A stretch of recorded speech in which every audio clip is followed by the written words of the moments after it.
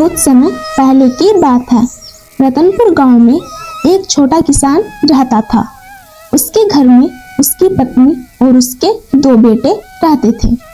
वह अपने परिवार का खेती से गुजारा करता था। किसान के 2 बेटे थे। उनमें से एक का नाम मुरली तो दूसरे का नाम हरि था। वह आपस में ही लड़ते झगड़ते रहते थे। वह बड़े होकर अलग अलग रहने लगे। मुरली लालच और बेईमानी से अमीर आदमी बन गया था, जबकि हरि ईमानदार व्यक्ति था, लेकिन वह बहुत गरीब था। मुरली के घर में सब अच्छा खाना खाते और अच्छे कपड़े पहनते थे और हरि के घर में एकदम उससे अलग था। हरि के पास ना तो अच्छी नौकरी थी और ना ही खेती थी। हरि के घर की स्थिति बहुत खराब थी। हरि के परिवार को कभी कभी पेट भर के खाना भी नहीं मिलता था।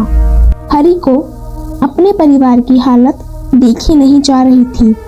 हरि ने एक दिन सोचा, क्यों ना मैं अपने भाई से मदद मांग लूं, शायद मुरली कोई मेरी मदद कर दे। एक दिन हरि अपने भाई से मदद मांगने के लिए जाता है।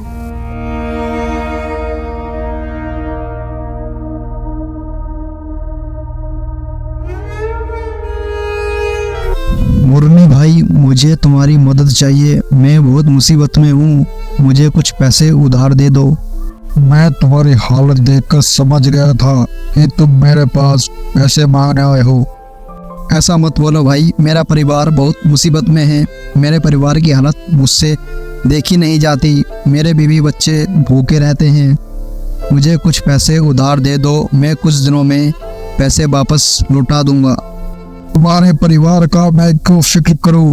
चले जाओ यहाँ से, मैं तुम्हें एक फुटी कोड़ी भी नहीं दूंगा। मुरली ने हरि को अपने घर से निकाल दिया। हरि परेशान होकर अपने घर की ओर जाने लगा। रास्ते में उसने देखा एक बहुत ही बूढ़ा आदमी कुछ फलों की टोकरी उठाने की कोशिश कर रहा है। हरि बहुत ही अच्छे स्वभाव का था। उसने उस बूढ़े की मदद करने की सोची। अरे काका रुकिए, मैं आपकी मदद कर देता हूँ। बहुत धन्यवाद बेटा, मुझसे अब भारी वजन उठता नहीं है। अच्छा हुआ बेटा तुम आ गए। लेकिन बेटा तुम इतने परेशान क्यों दिख रहे हो?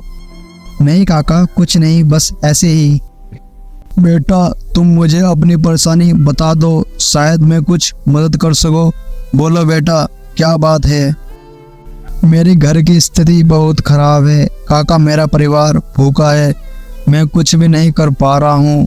मेरे पास ना ही खेती है और ना ही मैं कुछ काम कर पा रहा हूँ। मेरा परिवार बहुत ही भूखा रहता है। तो ये बात है बेटा, तुम ये मेरी टोकरी मेरे घर पहुँचा दो तो शायद मैं तुम्हारी परेशानी दूर कर सकूं। क्या आप सच कह रहे हो काका? चलिए मैं आपकी टोकरी आपके घर पहुंचा देता हूं। हरि ने टोकरी को उठाया और उस बूढ़े इंसान के पीछे पीछे चल दिया और उसके घर पहुंच गया। इसको यहीं रख दो बेटा, तुम्हारा बहुत बहुत धन्यवाद। भगवान तुम्हारी सारी परेशानियां दूर करे। बूढ़ा अपनी झोपड़ी में जाता है।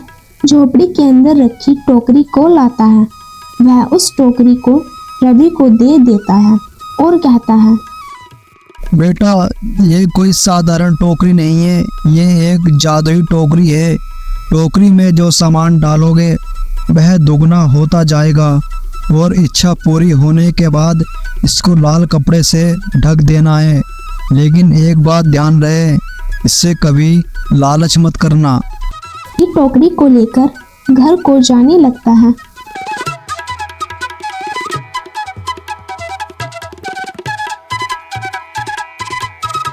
उसकी बीवी उससे कहती है, अरे आप ये क्या लाए हो?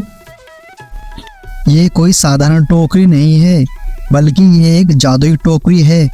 इसमें जो भी आप सामान डालोगे वह दुगना होता जाएगा।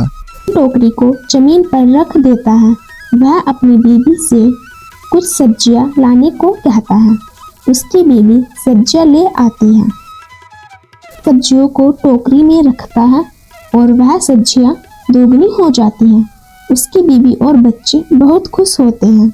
वह अगले दिन सब्जियों को बाजार बेच आता है।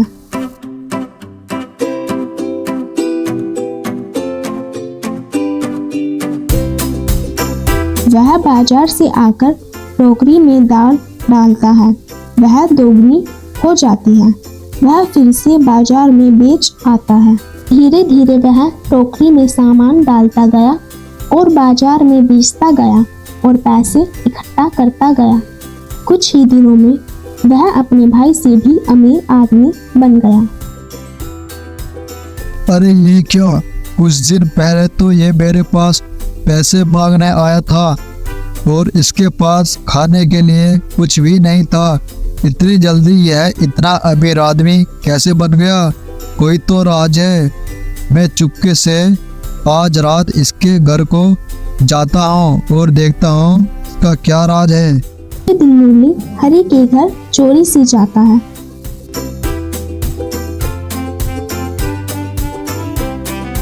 और देखता है जैसे ही हरि टोकरी में सामान डाल रहा होता है वह दोगुना हो जा रहा है। तो यह है इसके अमीर बनने का राज।